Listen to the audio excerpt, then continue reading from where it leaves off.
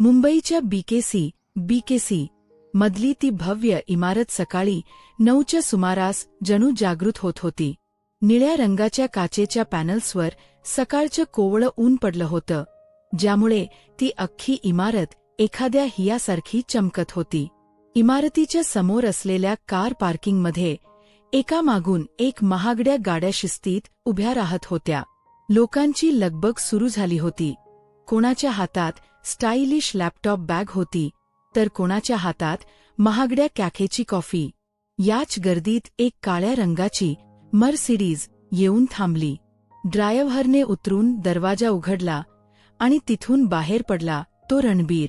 रणबीरने खाली उतरताच आपल्या हातातील राखाडी रंगाच्या कोटची बटणं नीट केली. उंची 6 फुटांच्या आसपास, चेहऱ्यावर एक कमालीचा शांतपणा आणि डोळ्यात एक प्रकारची धार. त्याने आज पांढऱ्या रंगाच्या कडक इस्त्रीचा शर्ट आणि गडद निळी ट्राउझर घातली होती. रणबीरच्या व्यक्तिमत्वात एक प्रकारची शिस्त होती, जी दुरूनही कोणालाही जाणवली असती. त्याने आपल्या महागड्या घड्याळाकडे पाहिले. बरोबर 9:15 झाले होते. त्याला उशीर झालेला आवडत नसे आणि तो स्वतःही कोणाची वाट पाहत थांबत नसे. तो इमारतीच्या आत शिरला. ग्लोबल स्ट्रॅटेजी कॉर्प या कंपनीचा तो हेड ऑफ ऑपरेशन्स होता. रिसेप्शनवर असलेल्या मुलीने त्याला पाहून आदराने मान झुकवली. Good morning sir. रणबीरने फक्त एक छोटासा होकार दिला आणि तो थेट लिफ्टच्या दिशेने वळला. लिफ्टच्या चकचकीत दरवाजावर त्याला स्वतःचंच प्रतिबिंब दिसत होतं. त्याने आपले केस नीट केले. रणबीरच्या आयुष्यात प्रत्येक गोष्ट जागेवर असायला हवी होती, अगदी त्याच्या डेस्कवरच्या पेनपासून ते त्याच्या आयुष्यातील माणसांपर्यंत. दुसरीकडे त्याचवेळी इमारतीच्या प्रवेशद्वाराजवळ एक टॅक्सी येऊन थांबली. टॅक्सीतून बाहेर पडली ती रिया. रियाने टॅक्सीचं भाडं दिलं आणि आपला चष्मा डोळ्यांवर नीट बसवला. तिने फिकट गुलाबी रंगाचा फॉर्मल शर्ट आणि पांढरी ट्राउझर घातली होती. तिचे केस मोकळे होते आणि खांद्यावर एक लेदरची मोठी बॅग होती. रिया दिसायला अतिशय आधुनिक आणि आत्मविश्वासू होती, पण तिच्या डोळ्यात आज थोडी धाकधूक होती. आज तिच्या या कंपनीतला पहिला दिवस होता, ब्रँड स्ट्रॅटेजिस्ट म्हणून. रियाने इमारतीच्या भव्यतेकडे वर मान करून पाहिले. तिला माहीत होतं की इथे टिकणं सोपं नाहीये, विशेषतः रणबीरसारख्या माणसासोबत काम करताना, ज्याच्या शिस्तीच्या गोष्टी तिने आधीच ऐकल्या होत्या. तिने एक दीर्घ श्वास घेतला आणि आत पाऊल टाकलं. रणबीर 16व्या मजल्यावरील आपल्या केबिनमध्ये पोहोचला होता. त्याची केबिन म्हणजे आधुनिक डिझाईनचा एक नमुना होती. समोर पूर्ण काचेची भिंत, तिथून अख्खी मुंबई दिसत होती. त्याने आपल्या टेबलावरची फाईल उघडली. आज त्याला नवीन ब्रँड स्ट्रॅटेजिस्टची मुलाखत घ्यायची नव्हती, कारण तिची निवड आधीच झाली होती, पण तिला आज कामाची रूपरेषा समजावून सांगायची होती. त्याने इंटरकॉम उचलला आणि आपल्या असिस्टंटला सांगितलं, रियाला आत पाठवा. काही मिनिटांतच दारावर टकटक झाली. येऊ शकते का? रियाचा आवाज स्पष्ट आणि खंबीर होता. रणबीरने फाईलवरून नजर न हटवता फक्त हात केला. रिया आत आली. केबिनमध्ये एक शांतता होती. फक्त एसीचा हलका आवाज येत होता. रणबीरने काही सेकंद काहीच केलं नाही. तो फक्त समोरच्या कागदपत्रांवर काहीतरी लिहित होता. रिया तिथेच उभी राहिली. तिला वाटलं होतं की तो किमान समोर पाहिल, पण रणबीर आपल्याच नादात होता. शेवटी 5 मिनिटांनंतर रणबीरने मान वर केली. त्याचे घारे डोळे रियाच्या डोळ्यांना भिडले. रियाला क्षणभर असं वाटलं की हा माणूस डोळ्यांनीच समोरच्याची पारख करतोय. रिया? रणबीरने विचारलं. हो सर. रिया देशपांडे. तिने हात पुढे केला, पण रणबीरने फक्त मान हलवली. त्याने हात मिळवला नाही. रियाने हळूच आपला हात मागे घेतला. बसा, रणबीर म्हणाला. त्याचा आवाज बसका पण अधिकारवाणीने भरलेला होता.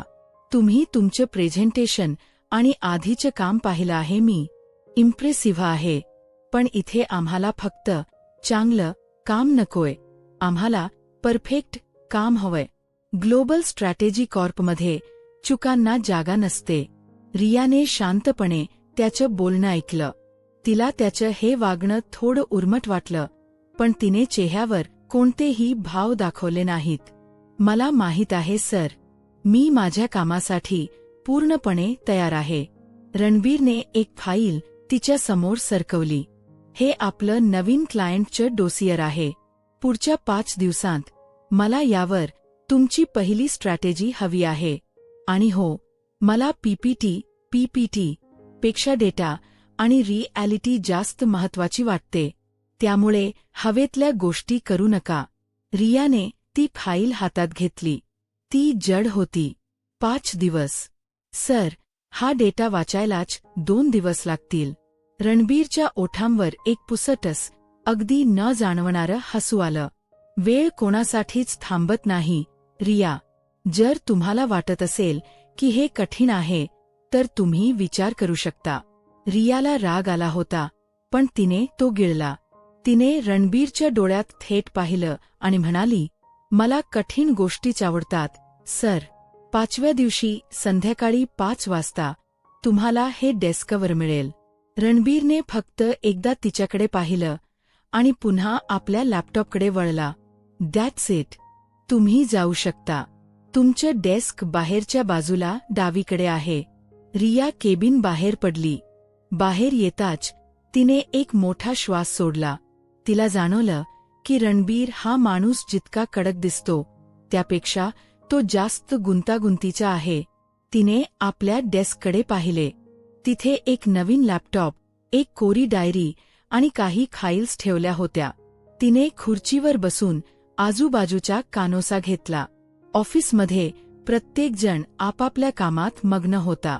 कोणीही कोणाशी विनाकारण बोलत नव्हतं. एक प्रकारचं कॉर्पोरेट थंडपण तिथे होतं. दुपार झाली होती.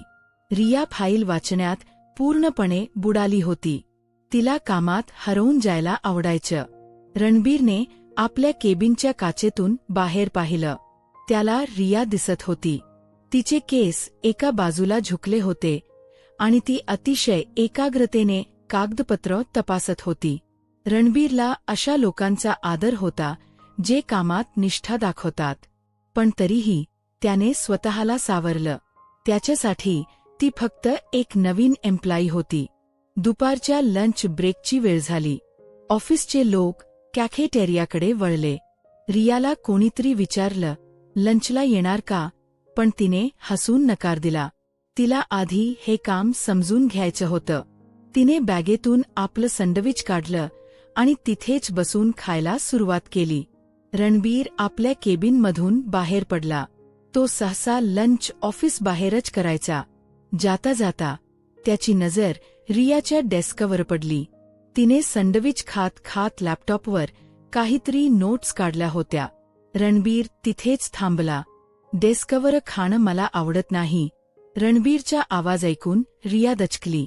तिने पटकन तोंडातला घास गिळला. सॉरी सर, पण काम जास्त होतं म्हणून. काम नेहमीच असणार आहे, पण शिस्त पाळली पाहिजे. उद्यापासून लंच ब्रेक लंच रूममध्येच घ्यायचा, असं म्हणून रणबीर मागे न पाहता निघून गेला. रिया तिथेच स्तब्ध बसून राहिली. तिने सँडविचचा डबा बंद केला. तिला वाटलं, हा माणूस किती विक्षिप्त आहे. मी काम करतेय, त्याचे कौतुक सोडून शिस्तीचे धडे देतोय. पण दुसरीकडे तिला रणबीरची ती स्पष्टवक्ती पद्धत कुठेतरी आवडू लागली होती. त्यात कोणताही मुखवटा नव्हता. संध्याकाळ झाली. ऑफिस रिकामं होऊ लागलं होतं. पण रणबीर अजूनही आपल्या केबिनमध्ये होता. रियाचंही काम संपलं नव्हतं. रात्रीचे 8 वाजले. इमारतीतले दिवे मंद झाले होते. फक्त काही महत्वाच्या डेस्कवरचे दिवे सुरू होते. रणबीर केबिन बाहेर आला. त्याला वाटलं होतं की रिया निघून गेली असेल, पण तिचं डेस्क अजूनही सुरू होतं. ती तिथे नव्हती. त्याने आजूबाजूला पाहिलं. कॉफी मशीनजवळ रिया उभी होती.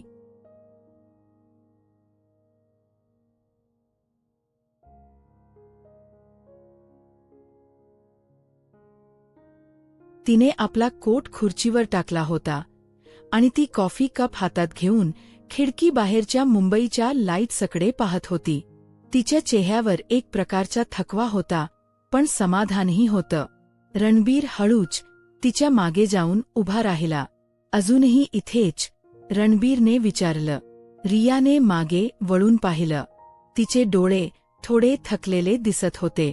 हो सर, थोडं रिसर्च बाकी होतं. ते संपवूनच निघणार होते. रणबीरने स्वतःसाठी एक ब्लॅक कॉफी बनवली. एवढं ओव्हरटाईम करायची गरज नाहीये. पहिल्याच दिवशी स्वतःला थकवून टाकू नका. रिया थोडी हसली. मला वाटलं होतं की तुम्हाला परफेक्ट काम होय, मग त्यासाठी वेळ तर द्यावाच लागणार ना. रणबीरने कॉफीचा एक घोट घेतला. त्याने पहिल्यांदाच रियाकडे एक व्यक्ती म्हणून पाहिलं.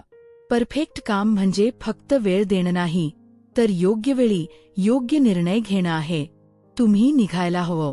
मुंबईत रात्री उशिरा ट्रॅफिक जास्त असतं. रियाने मान हलवली. हो, मी निघतेच आहे. दोघंही एकत्र लिफ्टकडे वळले. लिफ्टमध्ये पुन्हा एकदा तीच शांतता होती, पण यावेळी ती शांतता मघाशासारखी जड नव्हती. लिफ्ट खाली आली. बाहेर पाऊस पडायला सुरुवात झाली होती. मुंबईचा पाऊस अनपेक्षित आणि वेगवान. रियाने आपल्या बॅगेतून छत्री शोधण्याचा प्रयत्न केला, पण तिला आठवलं की तिने छत्री टॅक्सीतच विसरली होती. ती तिथेच थांबली. पाऊस जोरात होता. रणबीरने पाहिलं की रिया पावसाकडे बघत उभी आहे. त्याने आपल्या ड्रायव्हरला फोन केला. त्याची गाडी समोर येऊन थांबली. मी तुम्हाला सोडू शकतो का? रणबीरने विचारलं. रिया थोडी अडखळली. नाही सर, थक्स, मी टॅक्सी बुक करते. या पावसात टॅक्सी मिळणं कठीण आहे आणि माझ्या घराकडे जाणारा रस्ता तुमच्या रूटवरच येतो. रणबीरने अगदी प्रोफेशनल स्वरात सांगितलं. त्यात कोणतीही भावना नव्हती, फक्त एक मदत होती. रियाने विचार केला आणि ती गाडीत बसली. गाडीच्या आतला सुगंध खूप छान होता. लेदर आणि काहीतरी महागड परफ्यूम. रणबीर आणि रिया मागे बसले होते, पण त्यांच्यात पुरेसं अंतर होतं. गाडी सुरू झाली. बाहेर पाऊस पडत होता आणि आत एक गूढ शांतता होती. रणबीर खिडकीबाहेर बघत होता. रियाने हळूच त्याच्याकडे पाहिलं. त्याचा जबडा कडक होता आणि तो कसल्या तरी विचारात होता. सर, तुम्ही नेहमीच एवढे शांत असता का? रियाने अचानक विचारलं. विचारल्यानंतर तिला वाटलं की आपण हे विचारायला नको होतं. रणबीरने मान वळवली. त्याने रियाकडे पाहिलं. शांत राहिल्याने माणसाला विचार करायला वेळ मिळतो. गडबडीत फक्त चुका होतात. रियाला त्याचं उत्तर पटलं. कदाचित तुमचं बरोबर आहे, पण कधीकधी बोलल्याने मन हलकं होतं. रणबीर थोडा वेळ गप्प राहिला. मग तो म्हणाला, इथे आपण मन हलकं करायला नाही, तर करिअर घडवायला आलो आहोत. रिया, एक गोष्ट लक्षात ठेवा. या जगात कोणाचं कोणाशिवाय अडत नाही. फक्त तुमचं काम, तुमची ओळख असतं. रियाला हे वाक्य कुठेतरी टोचलं. तिला वाटलं की हा माणूस आतून किती एकटा असेल, पण तिने काही उत्तर दिलं नाही. रियाचं घर आलं. गाडी थांबली. थक्स, सर, उद्या भेटूया. उद्या सकाळी मीटिंग आहे, 10 वाजता. तयार राहा, रणबीर म्हणाला. रिया उतरली आणि धावत आपल्या बिल्डिंगमध्ये गेली. रणबीरने गाडीच्या काचेतून तिला जाताना पाहिलं. गाडी पुढे गेली.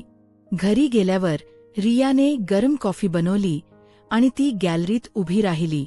तिला रणबीरचा विचार येत होता. तो इतका कॅल्क्युलेटेड का आहे? त्याच्या आयुष्यात असं काय घडलं असेल ज्यामुळे त्याने स्वतःभोवती ही भिंत बांधली आहे? तिकडे रणबीर आपल्या आलिशान पेंटहाऊसमध्ये पोहोचला होता.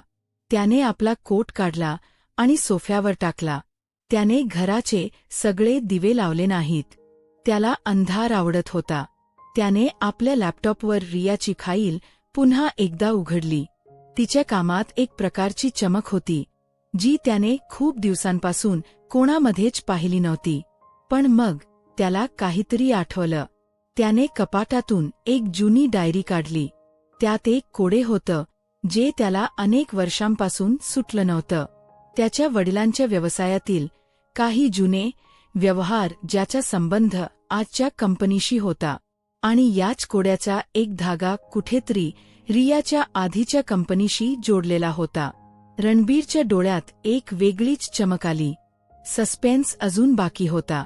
रिया या कंपनीत आली आहे ती योगायोगाने की हे एखादं षड्यंत्र आहे? तो रात्री उशिरापर्यंत विचार करत राहिला. दुसऱ्या दिवशी सकाळी रणबीर नेहमीप्रमाणे वेळेवर ऑफिसमध्ये होता. त्याने पाहिलं की रियाच्या डेस्कवर कॉफीचा कप होता आणि ती आधीच कामाला लागली होती. तिने त्याला पाहून मान लवून शुभेच्छा दिल्या. रणबीरने फक्त एक मान हलवली आणि आपल्या केबिनमध्ये गेला. पण आज त्याला कामात लक्ष लागत नव्हतं. त्याला राहून राहून वाटत होतं की रियाच्या त्या हस्या चेहऱ्यामागे काहीतरी दडलंय. कॉन्फरन्स रूममध्ये मीटिंग सुरू झाली. सगळे मोठे मॅनेजर्स तिथे होते. रणबीरने रियाला तिचे विचार मांडायला सांगितले. रिया उभी राहिली आणि तिने अतिशय स्पष्टपणे आपली मते मांडली. तिचं सादरीकरण इतकं चांगलं होतं की सगळे शांत होऊन ऐकत होते. रणबीरने मध्येच तिला एक प्रश्न विचारला. तुम्ही जो डेटा सांगताय तो गेल्या वर्षीच्या रिपोर्ट्सशी मॅच होत नाहीये. तुम्हाला खात्री आहे का? रिया क्षणभर थांबली. तिने रणबीरच्या डोळ्यात पाहिलं. सर, मी जुन्या रिपोर्ट्सवर नाही तर आताच्या मार्केट कंडिशनवर बोलत आहे. जुने रिपोर्ट्स कदाचित मॅनिप्युलेट केलेले असू शकतात. संपूर्ण रूममध्ये शांतता पसरली. रणबीरचे डोळे विस्फारले. मॅनिप्युलेशन हा शब्द या ऑफिसमध्ये कोणीच वापरत नसे. रणबीरने खुर्ची मागे सरकवली. तुम्हाला असं का वाटतंय? रियाने टॅब्लेटवर एक ग्राफ उघडला. बघा सर, गेल्या वर्षीचे सेल्स नंबर्स आणि झालेला खर्च यात ताळमेळ नाहीये. कुणीतरी कागदोपत्री नफा दाखवला आहे पण प्रत्यक्षात कंपनीला तोटा झाला होता. रणबीरच्या मनात शंकेची पाल चुटचुटली. हेच तर तो शोधत होता. पण रियाला हे कसं कळलं? ती नवीन आहे. तिला इतक्या जुन्या फाईल्स कोणी दिल्या? मीटिंग संपली. सगळे बाहेर गेले. रणबीरने रियाला थांबायला सांगितलं. रिया, तुम्हाला हे नंबर्स कुठून मिळाले? रणबीरचा आवाज आता आधीपेक्षा जास्त गंभीर होता. रियाने आपल्या बॅगेतून एक पेन ड्राईव्ह काढला. माझ्या आधीच्या ऑफिसमध्ये काही जुने रेकॉर्ड्स होते. तिथे या कंपनीसोबत झालेल्या कराराची एक कॉपी होती. तिथे जे आकडे आहे आणि आपल्या इथल्या फाईल्समध्ये जे आकडे आहेत ते वेगळे आहेत. रणबीर तिच्या जवळ आला. त्यांच्यात आता फक्त 2 फुटांचं अंतर होतं. रियाला रणबीरच्या अत्तरचा सुगंध येत होता. तुम्ही माझ्या कंपनीबद्दल रिसर्च करताय की माझ्याबद्दल? रणबीरने विचारलं. रिया डगमगली नाही. मी फक्त माझं काम चोख करते सर. जर कंपनीचं भलं व्हायचं असेल तर सत्य समोर येणं गरजेचं आहे. रणबीरने तिचा पेन ड्राईव्ह घेतला.